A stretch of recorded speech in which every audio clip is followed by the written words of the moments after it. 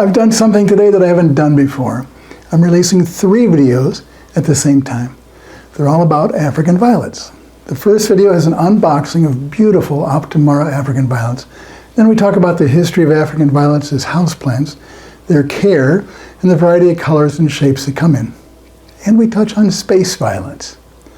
The second video covers how African violets grow and how to prune them properly. Covers how to repot them in the proper soil and the types of self-watering pots available, and it introduces how to propagate them.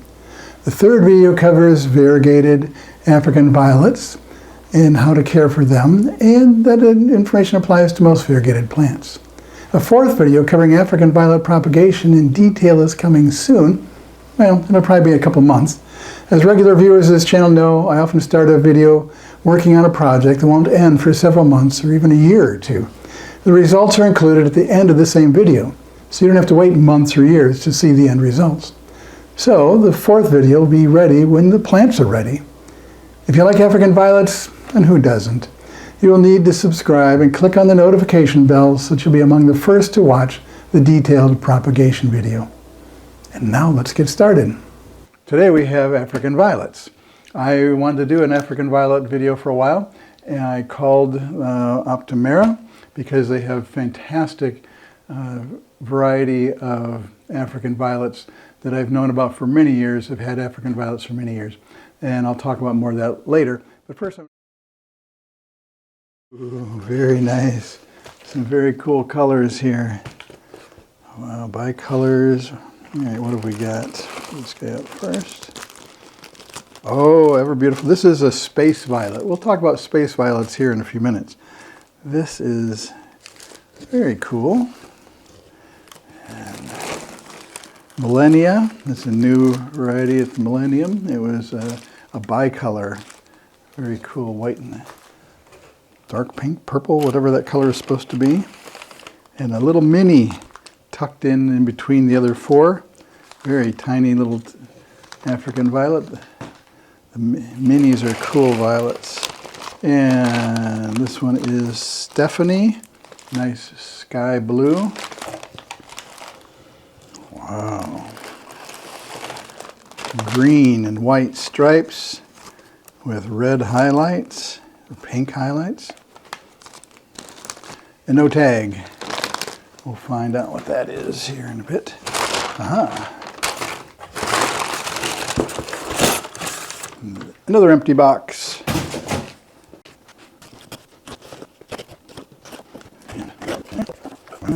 Let's see. LOO capital XO, gorgeous. This is a very interesting variety. The Optimara brand has been updating varieties for many years. This one doesn't have the male flower parts, the anthers, so it doesn't have pollen, so it doesn't attract a lot of insects, which for a houseplant is good because we don't want insects in the house, but also insects can bring diseases, and so without the anthers there's no reason for the insects to come. And then since it's not producing the anthers, it's not spending a lot of energy doing that, and so it can produce more flowers, and the flowers can last longer because they're not getting pollinated. So that's a pretty cool idea. Very neat plant. Pulling these things out. All right. Seurat, S-E-U-R-A-T. French artist. They have a lot of violets in the Optimara brand named after impressionist artists or musicians or planets or large cities or national parks. They have a whole bunch of different series. And so we have that. Juliana is there. Oh, I like the double flowers on this one. This is Sequoia, and it's labeled new. These look like little miniature roses. That's very nice. Very interesting shape. And another little tiny mini. Let's see if I can get these out so you can see them. Little tiny flower. Little Intermezza. So in that musical series. All right. Little tiny guys. Let's take this one out of the paper wrapper. Where's the plastic?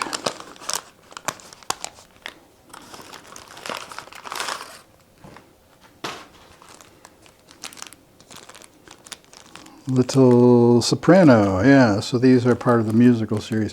Little tiny ones. You can see the size difference on these guys are much smaller. And take this out of the paper sleeve so you can start to see the differences here. And so now 2, 4, 6, 8, 10 violets. Very, very nice and very interesting selection of colors and leaf designs, dark green, light green, rippled, serrated teeth on a few. So now that I've got all these, I have other African violets as well, but let's talk about these Optimaras. Let's talk about African violets, their history, their care, and all of that. So let me rearrange these a little bit and sit down so we can have a nice little chat about African violets. African violets are not violets, but they are from Africa.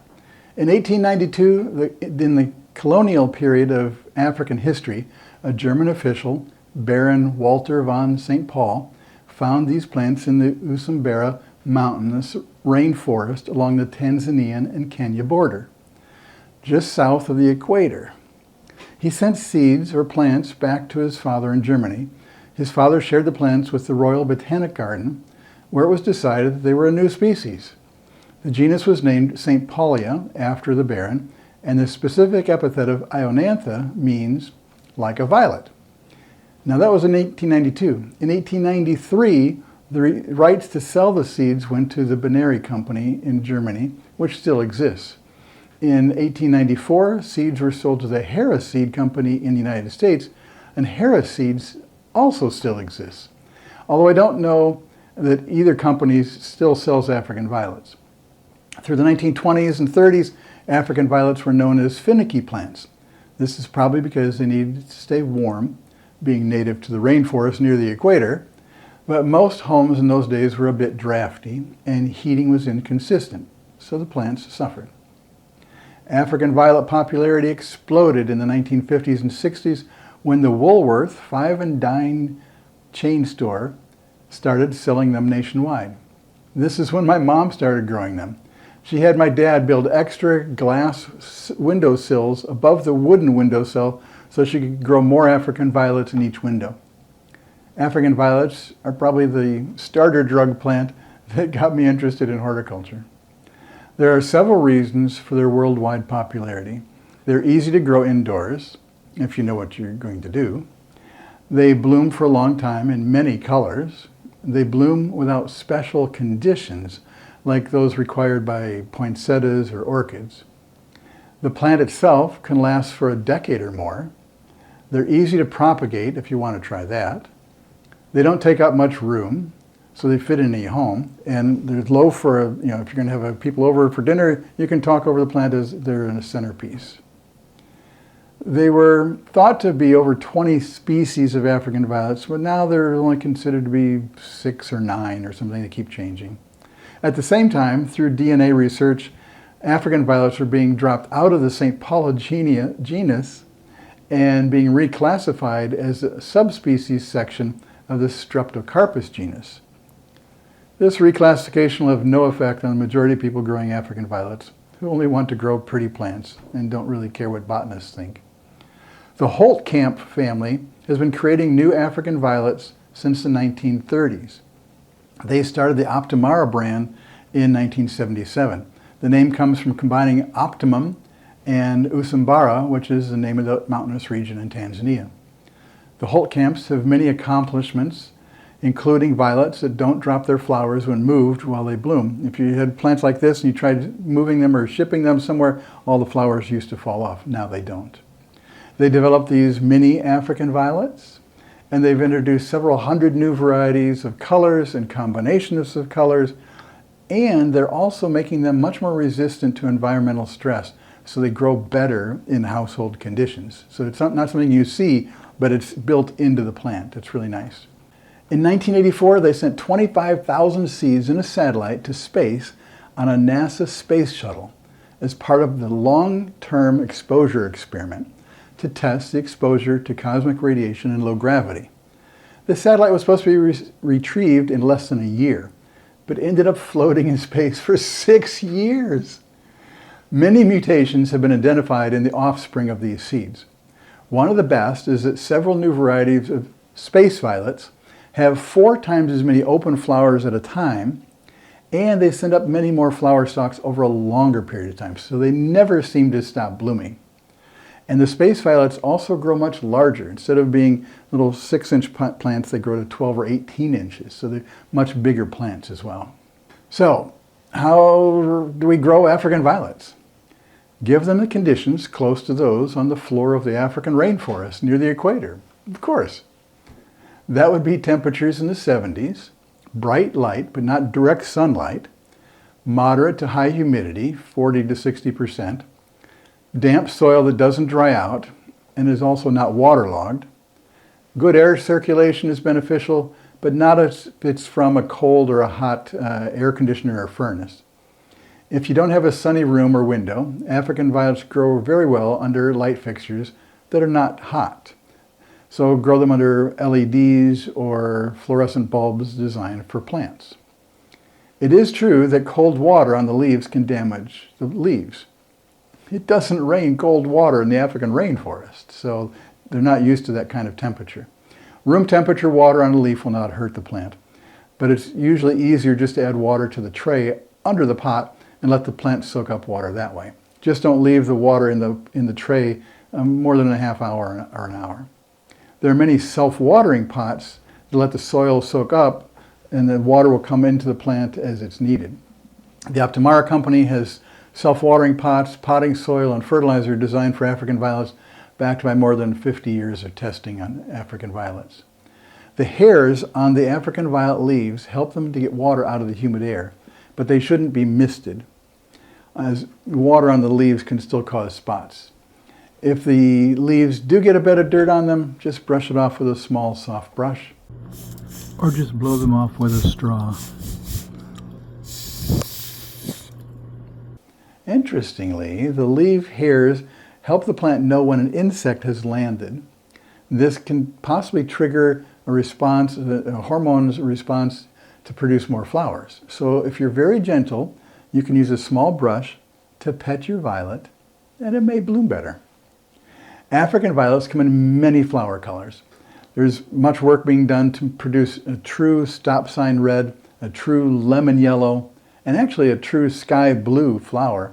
Any version of pink, purple, and white is common, and combinations of those two are always readily available. And green is occasionally available, like on this My Sensation one. The flowers can be two-colored, they can be striped, streaked, blotched, shaded, and a dozen other variations of combinations of two colors. The flower shapes are also variable. The petals can be single, double, more than double. They can be star, bell, or cup-shaped. They can have frilled edges that may be a different color. The leaves on modern hybrids can also be variegated in white or pink and streaked, edged, or speckled patterns. The leaf may be round, pointed, heart-shaped, spoon, serrated, scalloped, wavy, or ruffled. Oh, beautiful.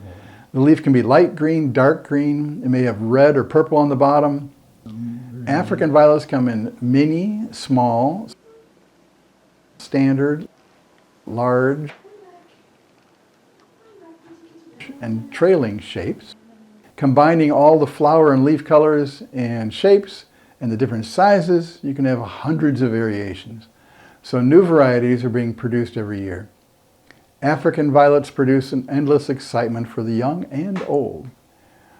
They may not be the gateway plant that gets you started with a love for plants like they did for me, but you really should have a few growing in your house. They really are beautiful plants. And this is Jeff with a Greener View. Thanks for watching.